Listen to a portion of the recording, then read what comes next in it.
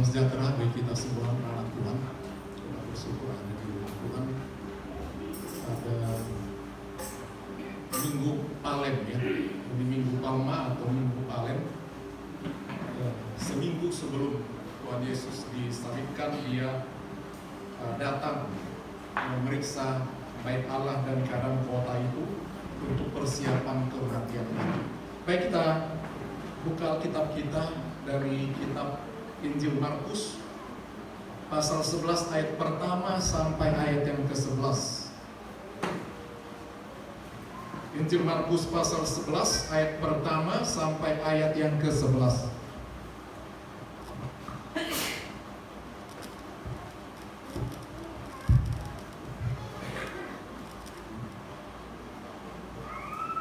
Mari kita bangkit berdiri. Kita akan baca bergantian. Saya mulai dari ayat yang pertama, Markus pasal 11. Ketika Yesus dan murid-muridnya telah dekat Yerusalem, dekat Betfage dan Betania yang terletak di Bukit Zaitun, Yesus menyuruh dua orang muridnya,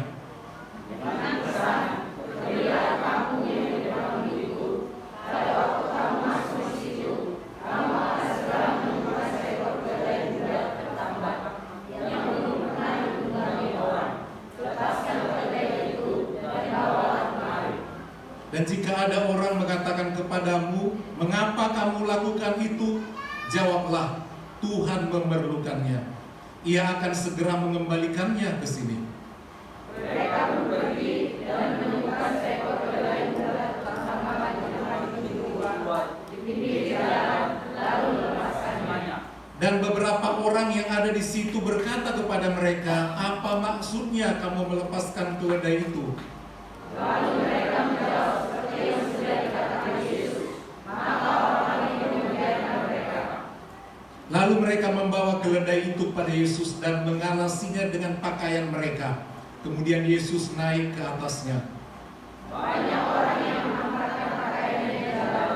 Ada pula yang menyebarkan kambing-kambing hijau yang mereka ambil dari ladang. Orang yang berjalan di depan dan mereka yang mengikuti dari belakang berseru, Hosana, diberkatilah dia yang datang dalam nama Tuhan. Berkatilah kerajaan yang datang, kerajaan Bapa kita Daud. Hosana di tempat yang maha tinggi. Sesampainya di Yerusalem, ia masuk ke bait Allah. Di sana ia meninjau semuanya. Tetapi sebab hari sudah hampir malam, ia keluar ke Betania bersama-sama dengan ke-12 muridnya. Puji Tuhan, silakan duduk. Yang berbahagia adalah mereka yang mau mendengar firman Tuhan dan yang mau melakukannya. Saudara, perikop ini diberi judul Yesus dielu-elukan di Yerusalem. Tuhan Yesus menggenapi firman Tuhan mengenai dirinya tentang pergi ke Yerusalem. Kisah Tuhan Yesus mengenai kelahirannya, di mana, di kota apa, dari siapa dia akan lahir, dan sampai dia saat ini juga dielu-elukan di kota Yerusalem, semua sudah dinubuatkan oleh para nabi. Ada dua kitab yang menubuatkan tentang perjalanan Yesus ke kota Yerusalem sebelum dia wafat. Yang pertama di dalam kitab Mazmur 118 ayat 26. Mazmur 118 ayat yang ke-26.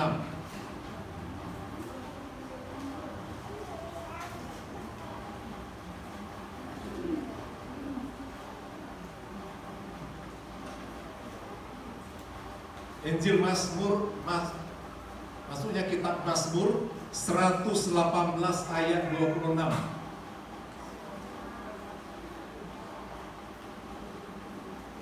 Sudah dapat?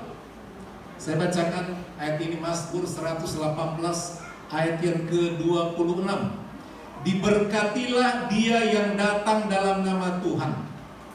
Kami memberkati kamu dari dalam rumah Tuhan. Itu ucapan seruan daripada orang-orang menyambut Tuhan Yesus. Dan juga ada dalam kitab Zakaria pasal 9.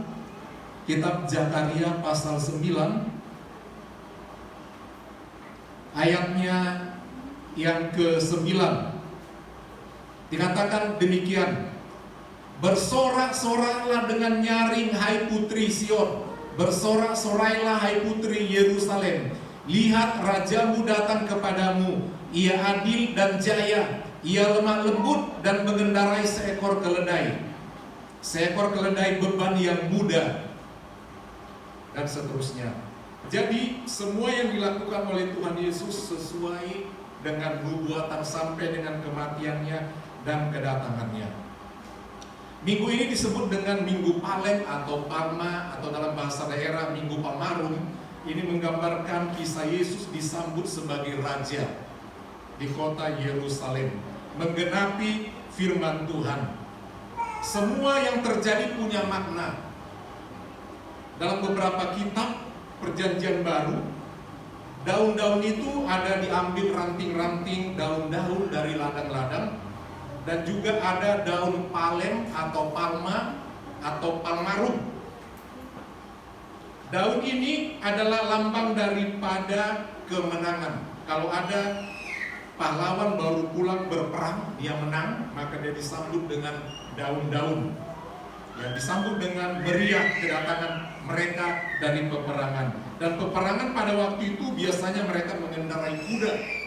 Tetapi dalam hal ini Tuhan Yesus tidak mengendarai kuda, tapi keledai, karena itu nubuatan daripada Alkitab Perjanjian Lama, demikian juga punya makna. Menaiki keledai. Menaiki keledai keledai itu adalah kendaraan rakyat jelata yang dipakai untuk mengangkut barang. Dan tubuh daripada keledai itu lebih rendah, jauh lebih rendah daripada kuda, sehingga sangat gampang ditunggangi, tetapi dia cukup mampu untuk mengangkat beban. Keledai sangat penting dalam kehidupan bangsa Israel. Itu kendaraan umum, alat angkut. Kalau mungkin kita di kampung memang ada kuda, tapi tidak ada keledai. Ada kerbau, mungkin ada lembu dan lain sebagainya sebagai alat angkut. Itu alat angkut tradisional. Keledai juga banyak sekali dipakai. Kita melihat juga bagaimana Nabi Bileam juga dia tadinya mau pergi, ya, mau membunuh keledainya karena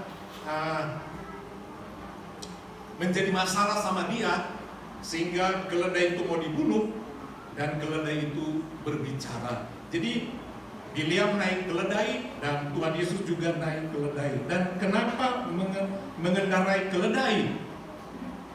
Sudah dinubuatkan, ya, melambangkan kelemahan, kelembutan. Itu sifat daripada keledai. Keledai adalah binatang yang tidak pintar, sehingga dalam perumpamaan dikatakan seperti keledai dua kali masuk ke dalam lubang yang sama. Artinya dia tidak begitu pintar, ya, tidak begitu pintar. Dan dikatakan di sini Yesus menaiki keledai muda tertambat di depan pintu rumah di jalan, di luar di jalan. Apa artinya tertambat? Apa artinya di luar? Apa artinya keledai muda yang belum pernah ditunggangi? Dan itu yang dipakai oleh Tuhan Yesus. Dan kenapa bisa dipakai? Jadi semua sudah direncanakan. Apakah sebelumnya sudah ada pembicaraan antara pemilik keledai dengan Tuhan? Untuk memilih keledai mana, keledai siapa, tidak diketahui. Yang pasti ketika Tuhan Yesus memerintahkan dua muridnya. Siapa dua muridnya ini? Ada kemungkinan itu Rasul Petrus dan Yohanes. Sebab di ayat sebelum-sebelumnya, ketika Tuhan Yesus mau makan malam, perjamuan kudus yang terakhir, jamuan makan malam, dia perintahkan kepada dua murid itu, siapkan. Mereka bertanya, Tuhan, di mana kita mau merayakan Paskah? Dan selanjutnya diperintahkan kedua murid itu, Petrus dan Yohanes, ya siapkan di sana. Ya, sudah ada tempatnya. Jadi semua sudah disiapkan. Sudah disiapkan. Apakah Tuhan Yesus sudah ngomong kepada pemilik rumah waktu itu, rumah di atas, di loteng bagian atas? Ketika Tuhan Yesus datang, sudah siap meja, sudah siap roti perjamuan, sudah siap anggur, Ya, sudah siap juga air pembasuh, kita tidak tahu. Tetapi semuanya telah tersedia ketika datang. Demikian juga keledai ini, apa sudah ada pembicaraan? Kita tidak tahu.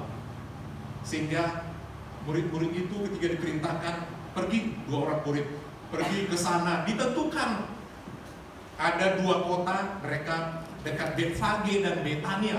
Ketika sudah dekat ke kota Yerusalem, dia bilang kepada 2 murid itu, pergi ke kota di depan sana. Dekat kota Yerusalem ada kota kecil. Apakah itu juga bagian Betfage? Apa itu bagian Betania? Kita tidak tahu.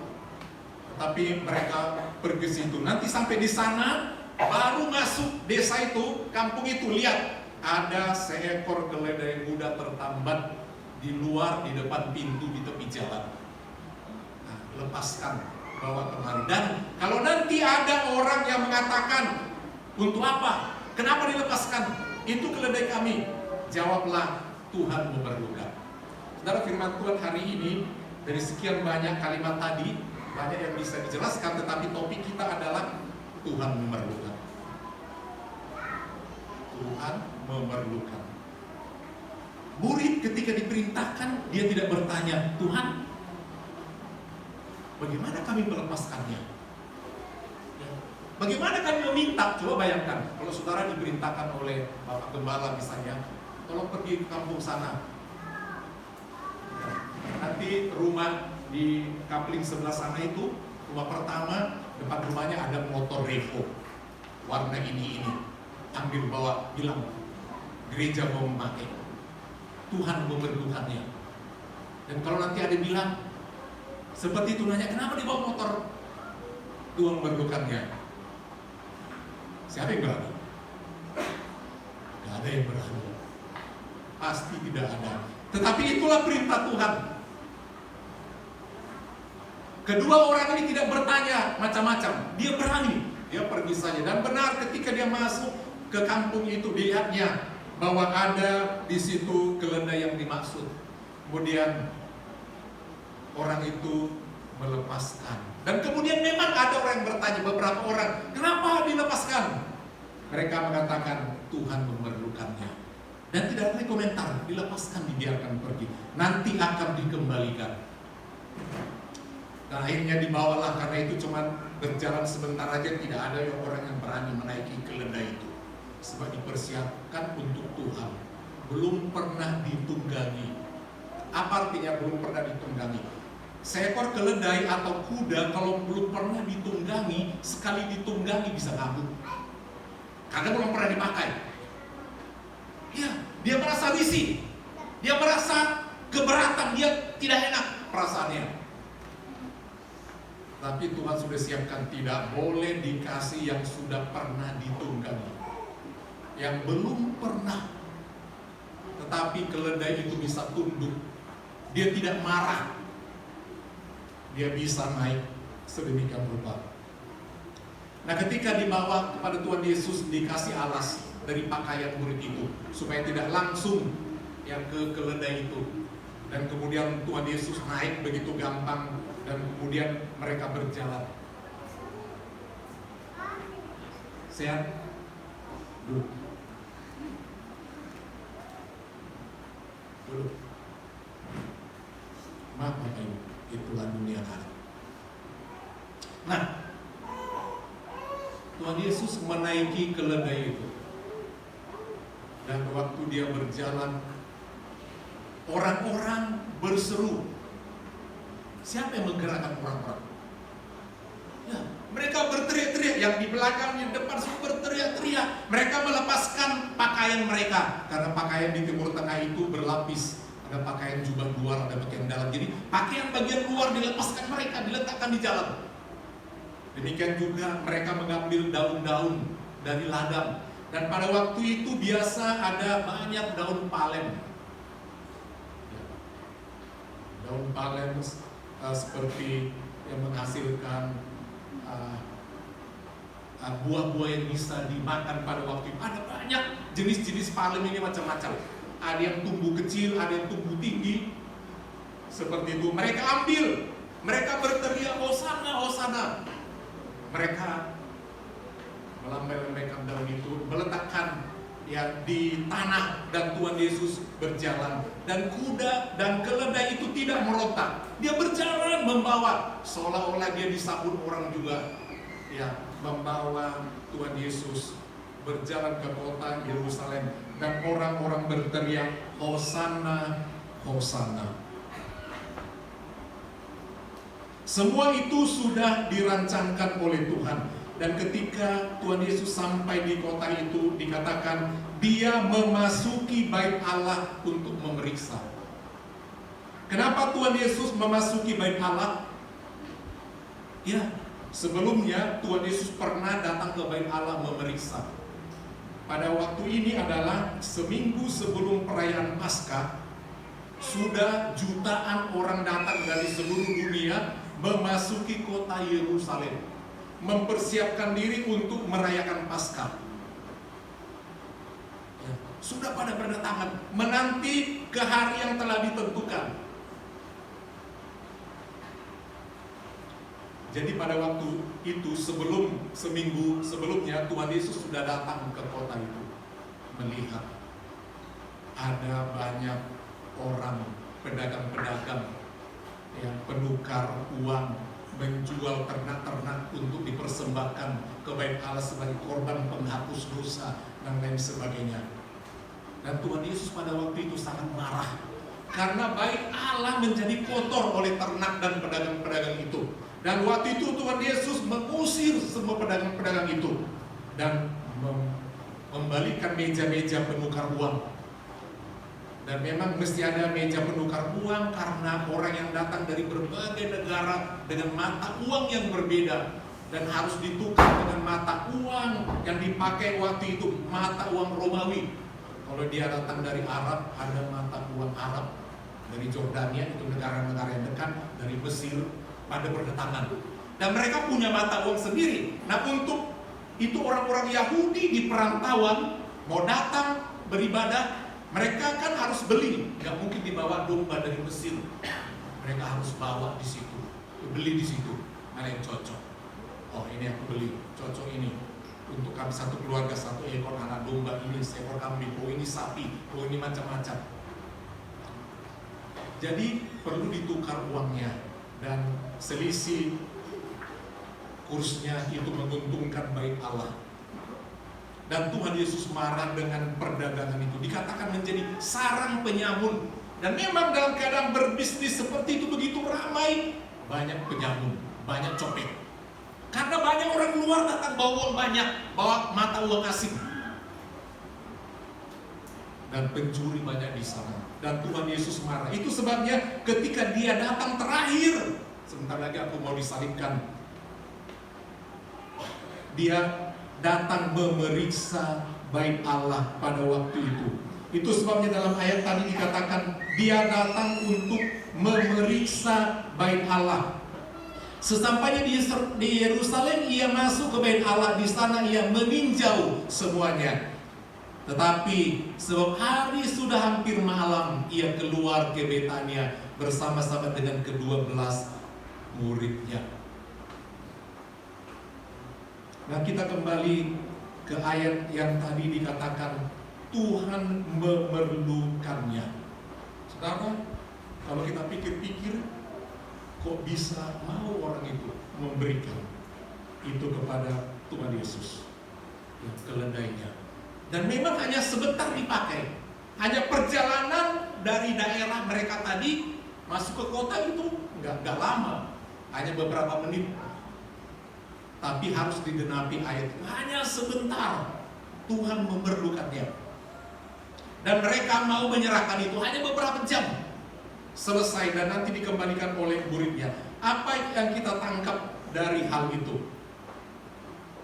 Tuhan bisa saja memerlukan kita. Tuhan tidak memilih kuda, Tuhan tidak memiliki kendaraan yang lain atau hal-hal yang lain. Tuhan juga tidak memilih jalan kaki pada waktu itu. Walaupun Tuhan Yesus biasa jalan kaki, Tuhan memerlukan, dan itu dilepaskan.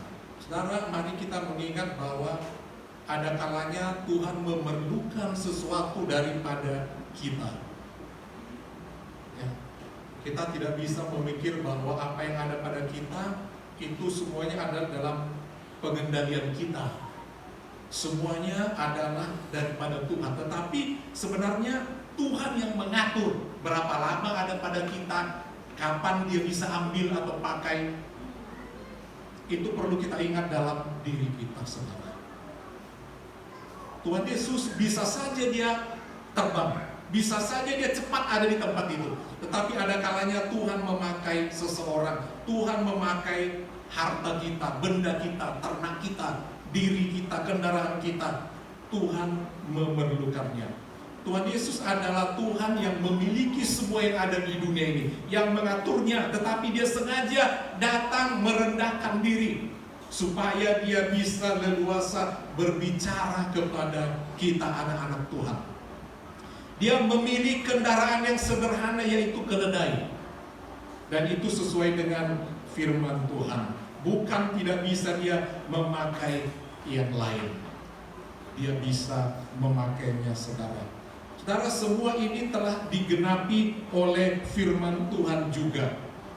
Tadi kita sudah bacakan. Tetapi nanti saatnya Tuhan Yesus kedatangannya yang kedua, dia tidak datang dengan mengendarai keledai. Dia juga tidak datang dengan jalan kaki. Dalam kitab Wahyu, kalau kita lihat kitab Wahyu dalam penggenapan, ada beberapa kuda yang akan berjalan di dalam dunia ini. Itu ketika meterai dibuka, adanya petaka-petaka sebelum kedatangan Tuhan di akhir zaman. Buka meterai pertama akan begini, buka meterai kedua. Itu dalam kitab Wahyu. Ada masalah-masalah, misalnya datanglah kuda yang berwarna dikatakan kuning hijau, itu musim penyakit. Kuda itu datang ke dunia ini, datanglah penyakit. Datanglah kuda merah, datang peperangan juga. Dan yang terakhir untuk berperang dikatakan datanglah kuda putih, dan yang menungganginya dikatakan berpakaian putih. Dia berperang untuk merebut kemenangan. Kedatangan Tuhan yang terakhir, dia datang mengendarai. Artinya dia sebagai penyelamat. Itu belum kita mau diangkat, baru menghadapi peperangan di dunia ini. Dia datang mengendarai kuda putih. Itu bahasa demikian juga nanti yang menang dikatakan berpakaian putih. Itu kita orang-orang yang dimenangkan oleh Tuhan, saudara. Jadi tidak datang dengan lagi lemah lembut. Dia datang dengan membawa pedang, dan dia datang membawa kemenangan nantinya, saudara. Nah, ucapan-ucapan dari orang yang dikatakan tadi, saudara, bahwa Yesus dikatakan adalah juru selamat, Yesus adalah anak Daud. Kita lihat dalam ayat 9. Orang-orang yang berjalan di depan dan mereka yang mengikuti dari belakang berseru Hosana, diberkatilah dia yang datang dalam nama Tuhan.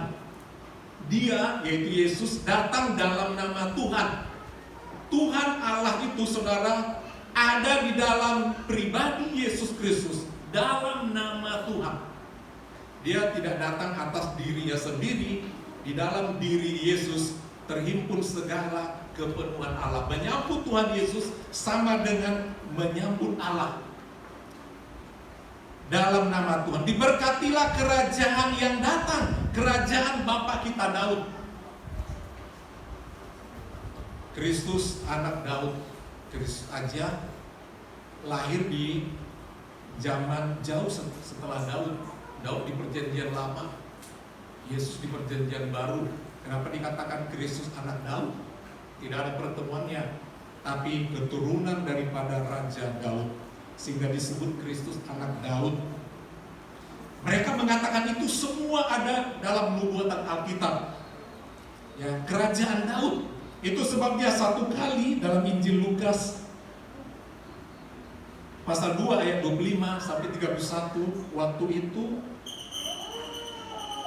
ada dua orang buta, salah satu bernama Bartimeus, orang buta. Dia berseru waktu Tuhan Yesus datang, Yesus anak Daud, kasihanilah kami. Dan kemudian Tuhan Yesus mendekati orang itu. Kalimatnya yang mengatakan Yesus anak Daud, Orang itu punya keyakinan bahwa Yesus ini keturunan Raja Daud di Perjanjian Lama. Dan dalam Alkitab itu adalah Mesias juru selamat. Kalau dia juru selamat, dia bisa juga menyembuhkan aku. Itu iman. Yesus anak Daud, kasihanilah. Dan Tuhan Yesus datang, apa yang aku mau perbuat kepadamu? Aku mau sembuh. Jadilah menurut imanmu, dan Bartimeus pun sembuh. Jadi ayat-ayat ini yang diucapkan orang itu bahwa Yesus anak Daud itu benar, keturunan Daud. Dan siapa yang percaya akan hal itu, dia akan mendapatkan mujizat.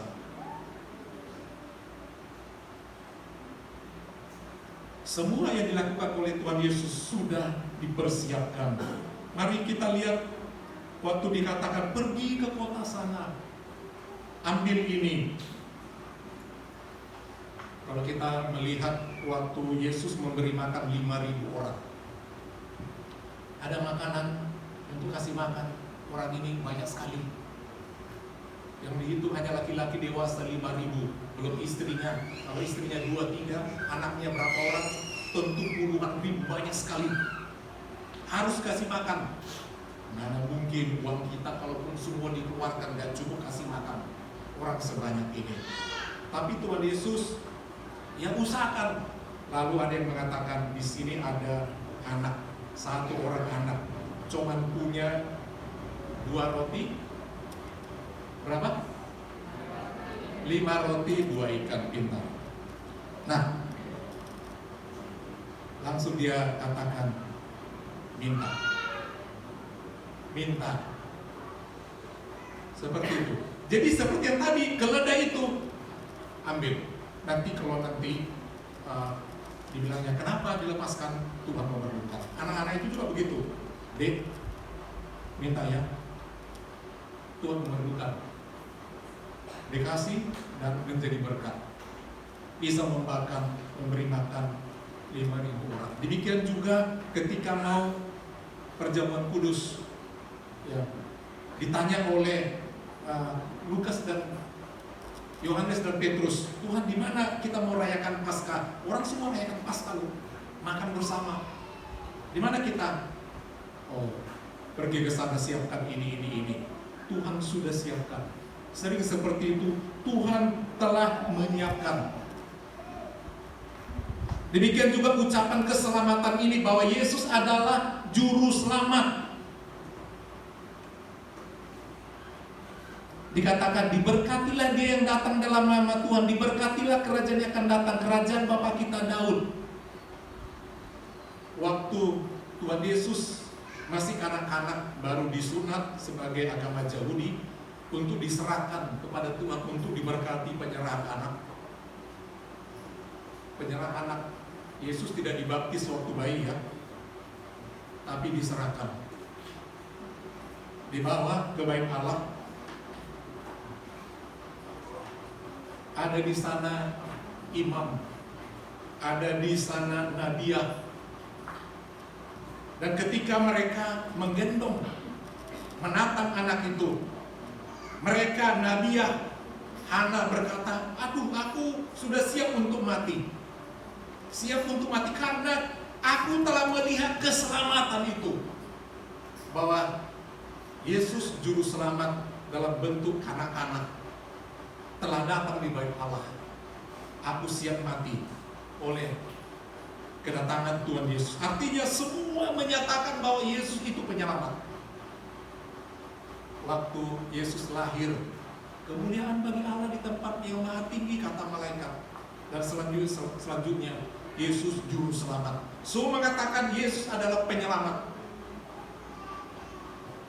Semua sudah dinubuatkan. Jadi mari kita sebagai anak-anak Tuhan, mau kita mentaati perintah tadi. Kalau Tuhan katakan pergilah, lakukan ini, kalau itu dari Tuhan, jangan takut. 2 murid tadi cukup berani untuk pergi, ya, ambil punya orang. Itu satu iman yang luar biasa. Kalau itu memang dari Tuhan, Tuhan sudah atur bahwa itu boleh dipakai buat pekerjaan Tuhan. Demikian juga orang tadi yang punya keledai tadi. Mungkin dia sudah persiapkan itu untuk hal yang lain, ya, dibesarkan sedemikian rupa, ya, udah cukup waktunya mau dipakai untuk mengangkat beban, tetapi tiba-tiba dikatakan Tuhan memerlukan, dia rela menyerahkannya. Dan keledai itu andai dia bisa berbicara, mungkin dia berkata, waduh, aku belum pernah. Andai dia bisa berbicara, belum pernah ya mengangkat beban, apalagi mengangkat orang, dan orang itu adalah juru selamat. Dia yang agung, dia adalah Tuhan. Aduh, bagaimana ini? Tetapi dia mau, dia tunduk, walau hanya sebentar. Dia menjadi berkat dan dia bangga. Ketika orang bersorak-sorai, pasti juga keledai itu bangga. Gini dia kesenangan, sebab yang di bawahnya adalah orang penting. Dia tunduk menjalankan tugasnya. Dan kalau nanti orang yang pemilik keledai itu pun dia akan kagum. Waduh, bersyukur keledaiku pertama dipakai oleh orang yang luar biasa. Wah. Dan ternyata bersyukur keledaiku pun tidak macam-macam. Dia tunduk, waduh senang sekali. Milikku dipakai oleh Tuhan. Dia bangga. Mungkin kalau zaman sekarang itu, wah, mobilku dipinjam oleh presiden, naik presiden, pakai mobilku, padahal mobilku kombet, udah tua, jelek lagi, tapi presiden naik, dan orang menyambut. Pasti kita ambil foto ya, foto, waduh, ini mobil aku dipakai oleh presiden. Mungkin tadi juga keledai itu kalau ada waktu zamannya handphone mungkin difoto, diviralkan. Ini punya orang kampung sana yang ditunggang ini, tetapi dipakai oleh Tuhan. Seperti itu. Jadi mari kita sebagai anak-anak Tuhan, ya, mau kita seperti murid-murid tadi ketika Tuhan memerintahkan sesuatu untuk kemuliaan nama Tuhan, mereka tidak mengatakan menolak, saya tidak mau. Kita juga melihat pemilik keledai tadi ketika miliknya, mungkin itu satu-satunya yang paling berharga, dipakai oleh Tuhan, dia mau melepaskannya. Kita juga mau seperti keledai tadi, yang dipilih oleh Tuhan, bukan kuda, tentu ada juga kuda di sana. Mungkin hal-hal yang lain yang lebih megah, tapi Tuhan memilih seekor keledai.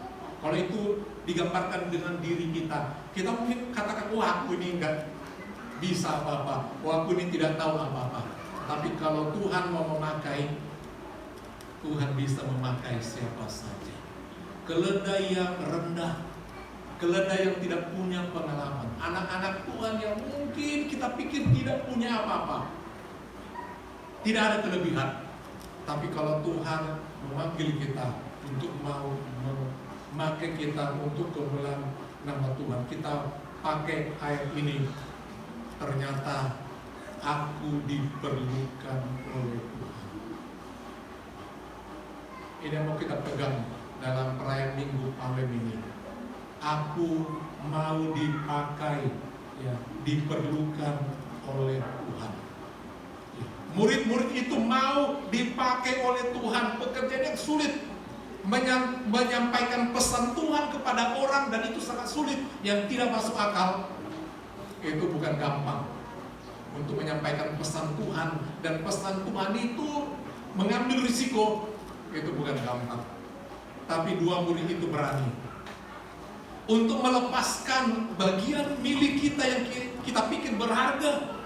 Tapi ketika memang Tuhan mengatakan aku memerlukan, itu bukan gampang juga melepaskan. Bukan gampang melepaskan diri kita untuk dipakai Tuhan, melepaskan anak kita juga untuk mau melayani Tuhan, itu bukan gampang. Kita mungkin bisa menjadi tidak mau melayani Tuhan ketika kita mengalami satu hal yang tidak menyenangkan, hal yang mungkin membuat kita sakit hati. Bisa seperti itu. Dan kita katakan, aku tidak mau lagi melayani Tuhan. Nah, mari kita pegang ayat ini. Terima kasih Tuhan, kalau Tuhan masih mau memerlukanku. mau memakai tenagaku, mau memakai keterampilanku, keahlianku. Saudara, itu yang perlu kita ingat. Orang bisa melukai hati kita, melukai hati saudara. Tetapi ingat, yang paling penting, Tuhan masih memerlukanmu. Orang bisa mencampakkan kita, mengejek kita, mengucilkan kita. Saudara tidak perlu. Yang penting kita ingat adalah aku mau berguna bagi Tuhan. Dan kalau kita mau berguna bagi Tuhan, yakinlah ada hal-hal yang lain yang lebih indah yang Tuhan akan berikan kepada kita. Amin. Yakinlah. Keledai seperti itu saja Tuhan sengaja pakai untuk menguji si pemilik. Jadi bukan karena kita kaya baru dipakai Tuhan. Pada waktu itu banyak orang punya kelebihan, banyak punya kelebihan. Tapi kenapa mesti dipilih keledai itu? Nah ini. Jadi kalau ada di sini yang merasa aku tergerak mau melayani Tuhan, berkata puji Tuhan, aku diperlukan oleh Tuhan. Tuhan memerlukan. Itu nomor satu. Ketika saudara melayani di dalam bentuk apapun, baik musik apapun, kita mengatakan terima kasih Tuhan. Tuhan perlukan. Keledai saja yang dikatakan sebagai makhluk yang hina, yang rendah, yang tidak dianggap, bisa taat. Nggak pernah sekolah, nggak tahu ABC, dia bisa taat. Ya, dipakai oleh Tuhan. Apalagi kita saudara. Ya. Kalau kita dipakai oleh Tuhan, kita harus bersyukur. Bersyukur anak-anak kita, ya, dari anak muda, ayo belajar dipakai oleh Tuhan. Keledai muda yang belum pernah ditunggangi diperlukan oleh Tuhan. Remaja pemuda, tanya pada diri kita masing-masing. Keledai saja Tuhan perlukan, apalagi diriku. Amin. Amin. Mari kita bangkit dulu.